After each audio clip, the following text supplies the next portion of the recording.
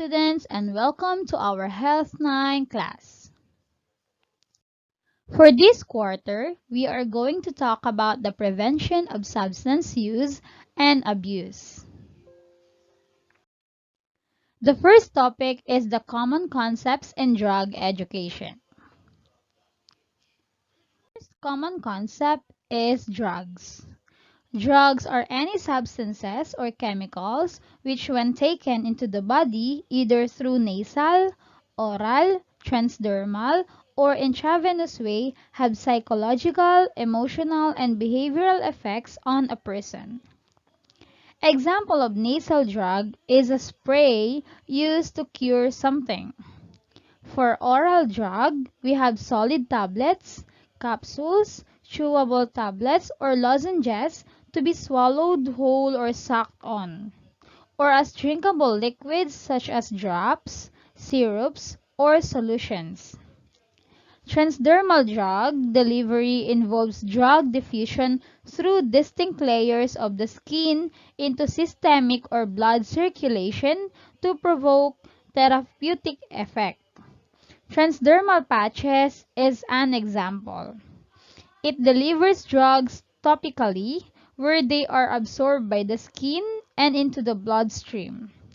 They provide a consistent delivery of small amounts of a drug into the bloodstream over a long period of time.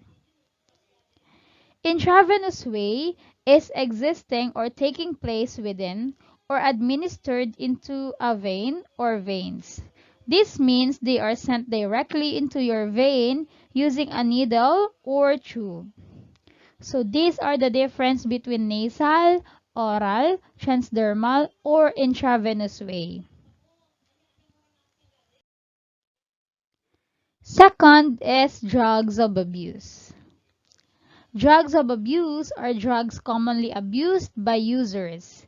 In the Philippines, the three drugs of abuse are shabu, marijuana, and inhalants. These are basically the drugs being abused by the users in the Philippines. Next one is drug dependence. Drug dependence is a cluster of physiological, behavioral, and cognitive phenomena of variable intensity in which the use of a drug takes on a high priority, thereby creating a strong desire to take the substance. It's possible to be dependent on drugs without being addicted, especially if you are using it to cure an illness. But others totally depend on the drugs. That is why it is called drug dependence. Some become addicted to drugs as they become more tolerant to their effects and preoccupied with getting them. Some people become dependent on drugs and unable to live without them. For example, people taking sleeping pills just to have a good sleep. Sometimes, even if it is not necessary after medication, they still continue using it.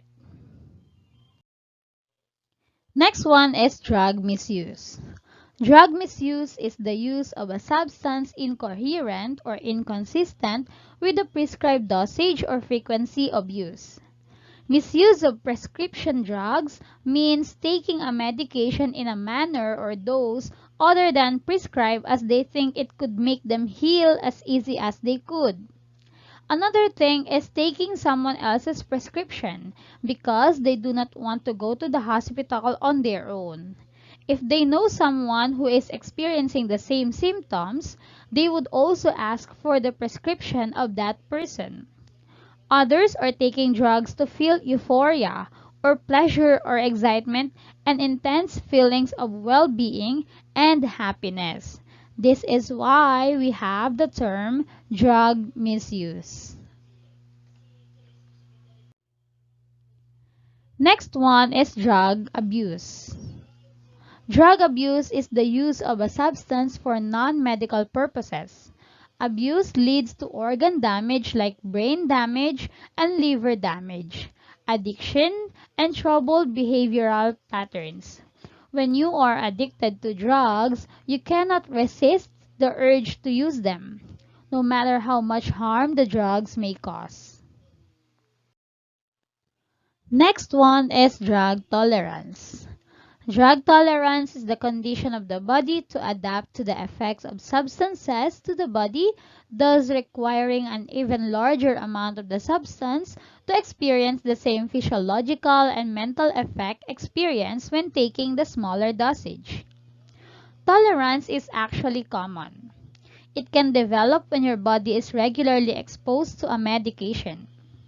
If your body has developed a tolerance to a medication you are taking, it means the medication at your current dose has stopped working as effectively as it once did. It might mean your body becomes used to the medication and you don't get the same benefits or effects as before.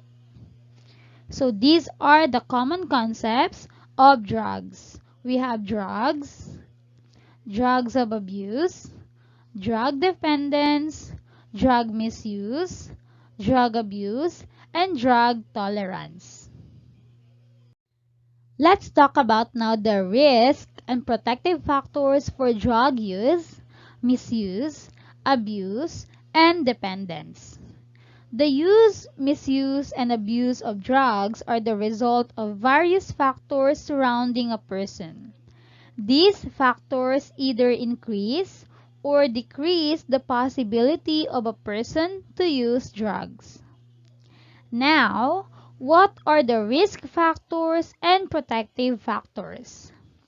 When we say risk factors, these are those influences which increase the chances of using, misusing, and abusing drugs, while protective factors are those influences which decrease the chances of using, misusing, and abusing drugs. We have first the domains of life which affect drugs use and abuse. We have the personal, family, peers and friends, school, and community. Remember that these are the domains of life which affect drugs use and abuse. Let us now see the risk and protective factors under each domain.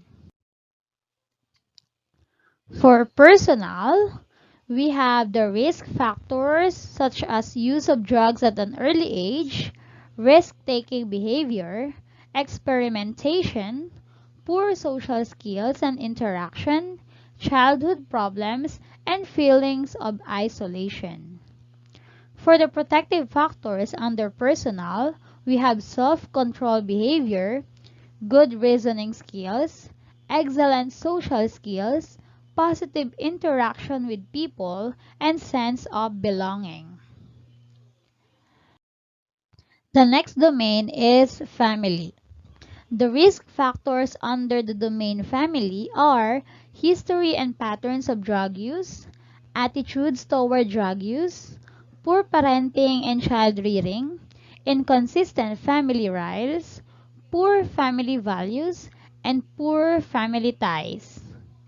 For the protective factors, we have good communication with people, positive family relationship, clear and consistent family rules, strong family values, positive expectation to child success in family, school, and community, and reliance on family for emotional support.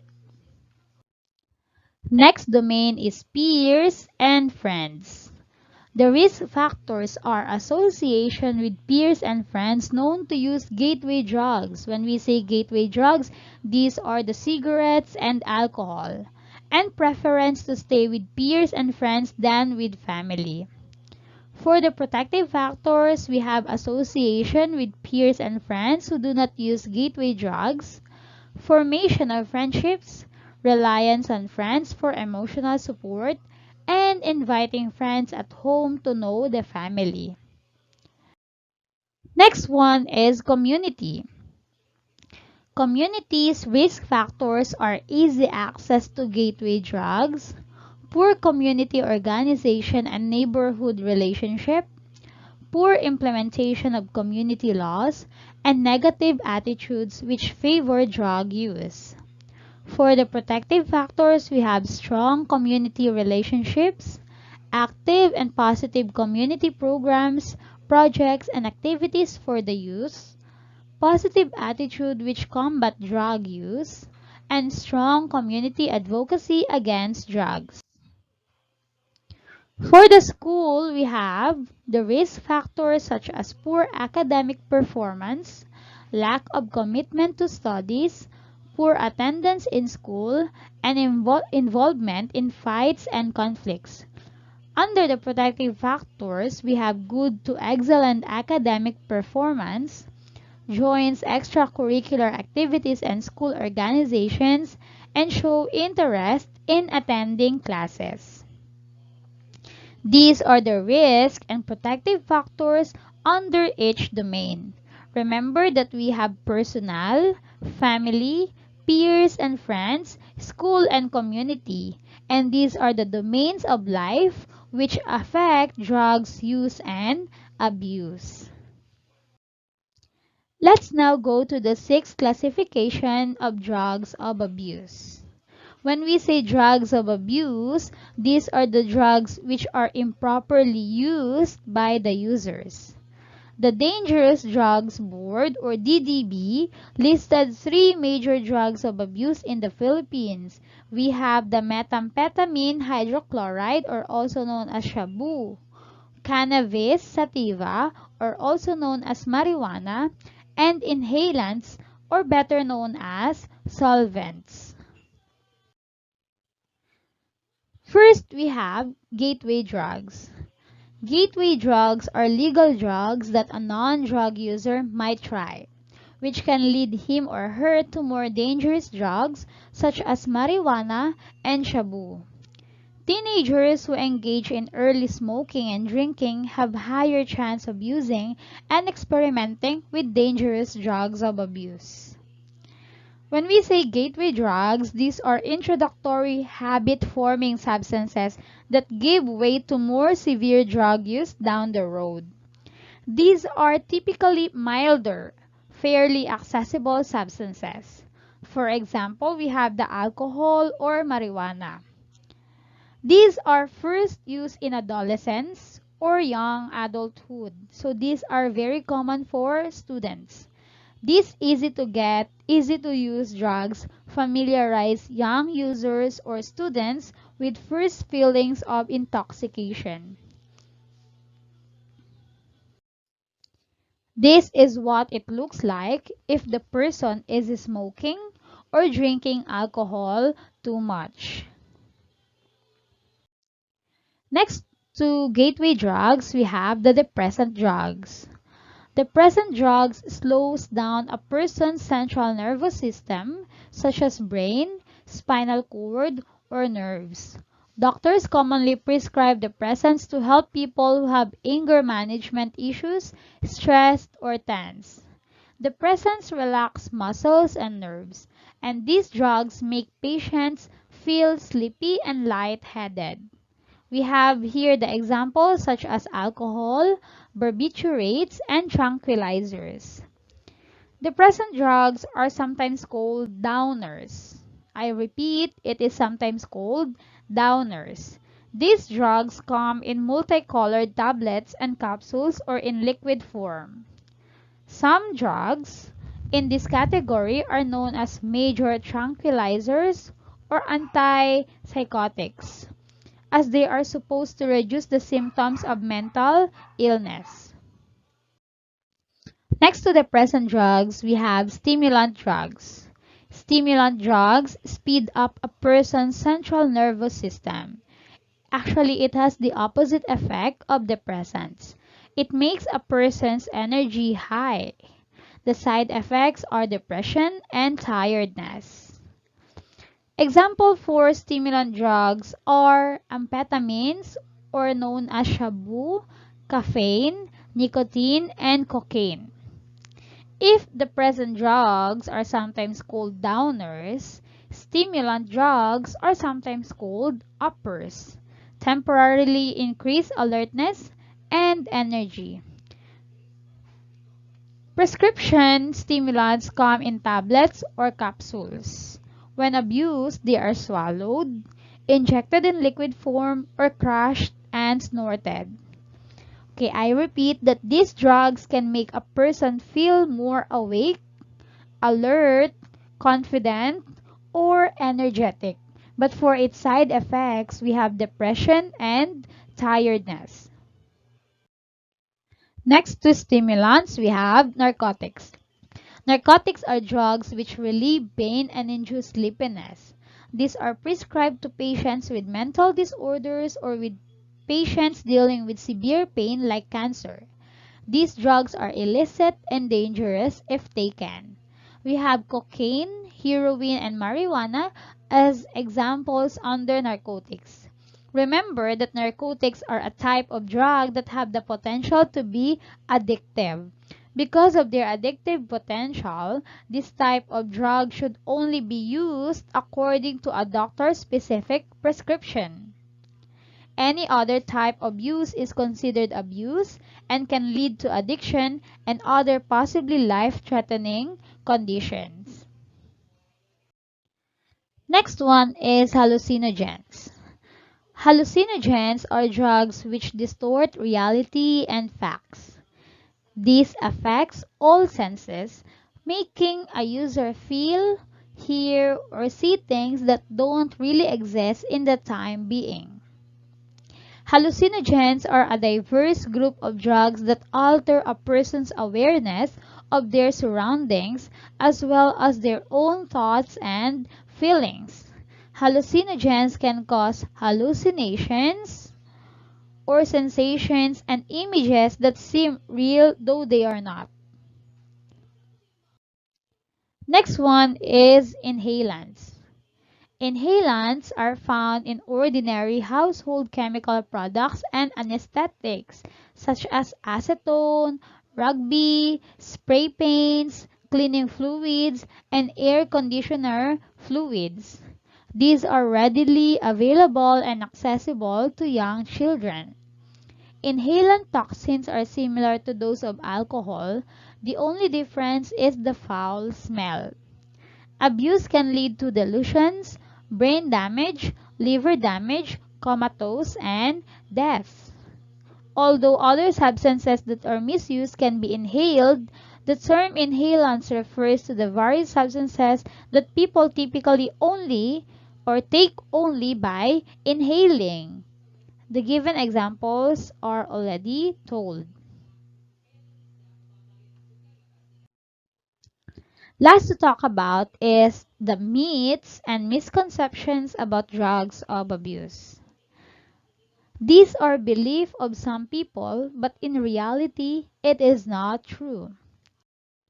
First, we have the myth and misconception that drugs of abuse improve memory. Well, in fact, drugs of abuse do not improve memory.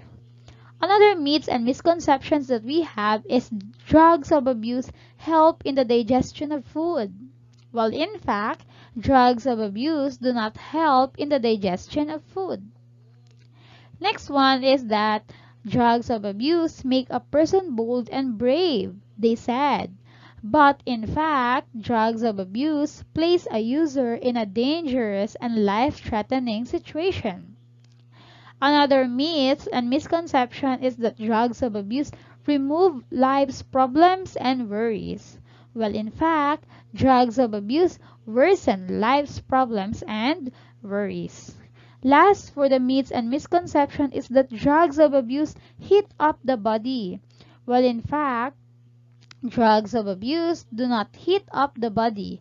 Instead, they make the body lose heat faster than normal.